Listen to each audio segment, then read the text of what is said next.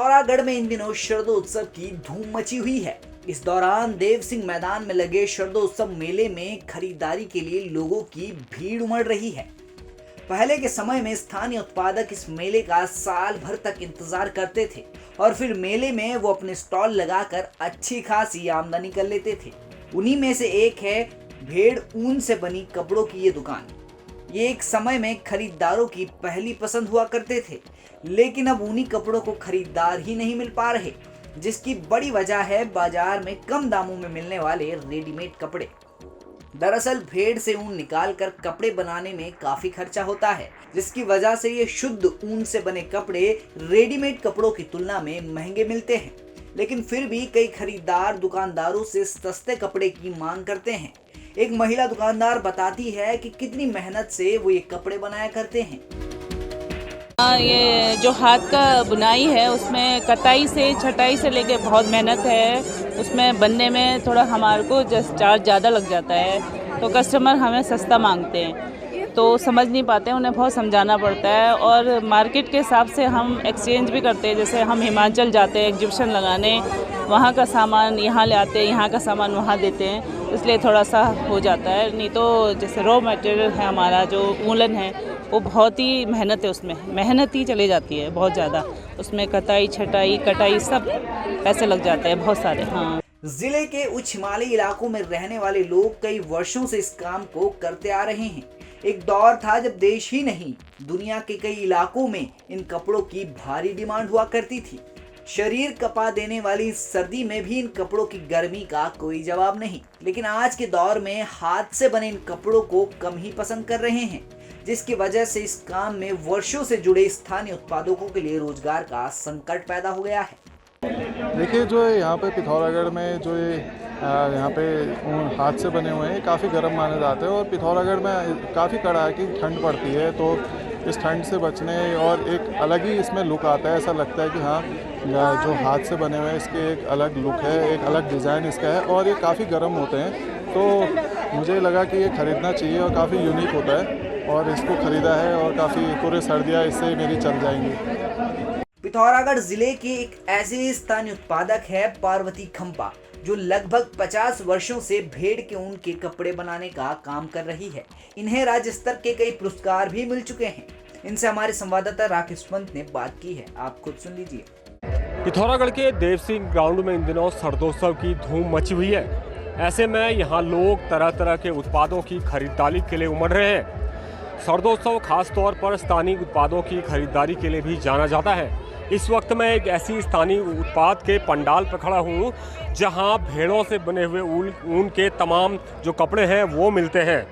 ये जो कपड़े हैं ये आप देख सकते हैं किस तरीके से ये भेड़ के ऊन के बने हुए हैं। उच्च हिमालयी क्षेत्रों में जो लोग रहते हैं वो साल भर इस काम को करते हैं और साल के इसी सीजन में बाज़ार में इन कपड़ों को वो उतारते हैं ताकि लोग इनका लुत्फ़ ले पाए। लेकिन समय के साथ साथ लोगों के जो शौक़ है वो भी बदले हैं और इन जो कपड़े हैं इन कपड़ों की मांग भी कम हुई है।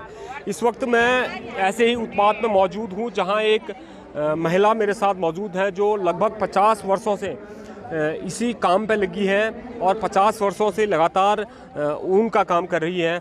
आपका शुभ नाम क्या हुआ आंटी? मेरा पार्वती खंपा। आंटी, आप कब से ये काम कर रहे हैं? कैसे इस काम को आपने शुरू किया था?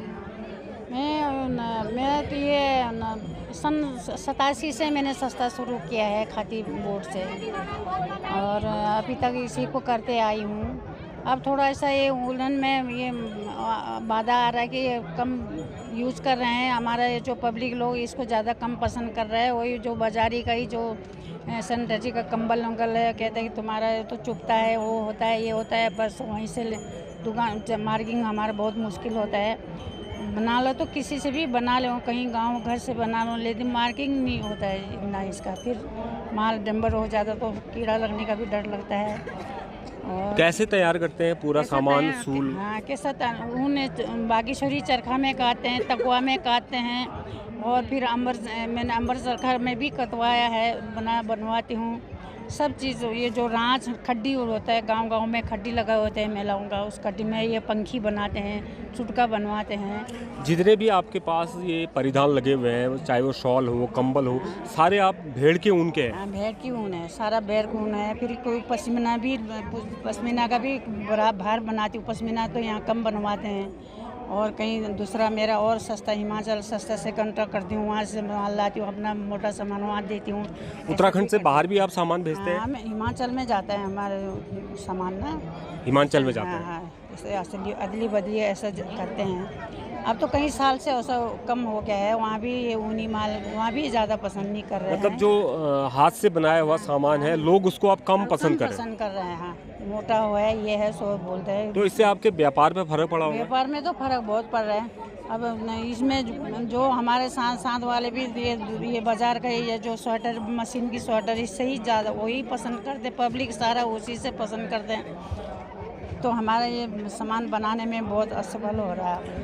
आपको इस क्षेत्र में काम करने के लिए कई पुरस्कार भी मिल चुके हैं, लंबे समय से आप इसमें काम करें, कौन कौन से पुरस्कार आपको मिले हैं? हमको तो शुरू से तो हम ये जोलजीबी मेला जो सरकार, जो भारत सरकार मेला मिलते हैं, वहाँ से हम बड़े बड़े अफसर लोग के हाथ से अवार्ड मिला है। उसके बाद में बागेश्वर मेले में मिला है सदर नबी में, फिर उसके बाद में देहरादून में 2008 में मिला है, और फिर उसके बाद में फिर अभी देहरादून में और सरकार लोग ने मेरा हाथ करके कि सरकार लोग ने मेरे को अवार्ड दिया है। सरकार से आपको इस काम के लिए कोई सहायता मिलती है? सहायता तो वही लोन ही लेके ही बनवाया है सारा सहायता ऐसा मेरे को। फिर अपना जो खादी बोर्ड का तो सभी को पता है, जो अपना जितना काम प्रोजेक्ट दिखाया उसके हिसाब से मिलते हैं। और ऐसा कि अनुदान जैसा ये जैसा मेरे को अभी कुछ नहीं मिला है सरकार। कितने लोगों के साथ आपके साथ टीम जो है वो काम करती है? अब औरत तो मेरे पास तो काफ़ी औरत है, पक्का सा तो 80-90 और लोग करते रहती थी। और सब बाहर से अंदर सामान लाना, बाहर गांव में जाना, ऐसा 150 रुपये। मतलब 150 लोग आपके इस व्यापार से जुड़े हैं, रोजगार वो प्राप्त कर रहे हैं? महिलाओं का सबको रोजगार भी दिया, काम भी सिखाया, सब कुछ कर दिया है सर। अब मैं सरकार से क्षमा मांगती हूँ, बच्चे लोग इस काम में ज़्यादा पसंद नहीं कर रहे हैं, इतना कहना चाहती हूँ बस। हमने सरकार लोग ने हमको बहुत फायदा, मेरा बच्चा पल गया, मैं हम सब अच्छा हो गया। खादी बोर्ड सरकार लोग ने हमको अब बहुत ही मदद करा है, काम गाइड करा, ऐसा करो करके उन्होंने भी आगे हमको बढ़वाया। इतना मेहरबानी हो गया हमारे से। बिल्कुल, 50 साल से लगातार ये इस काम को कर रहे हैं, लेकिन युवा पीढ़ी अब इस काम को पसंद इसलिए नहीं कर रही क्योंकि उन्हें इस पर रोजगार के जो अवसर हैं वो कम दिखाई देते हैं, इसीलिए धीरे धीरे इसका स्कोप कम होते जा रहा है। ऐसे में सरकारों को भी सोचना चाहिए कि कैसे पहाड़ की इस हस्तकला को बचाया जाए और यहाँ के रोजगार से जुड़े लोगों को एक बार फिर से रोजगार की इस मुख्य धारा में जोड़ा जाए। पिथौरागढ़ से राकेश पंत, उत्तराखंड तक।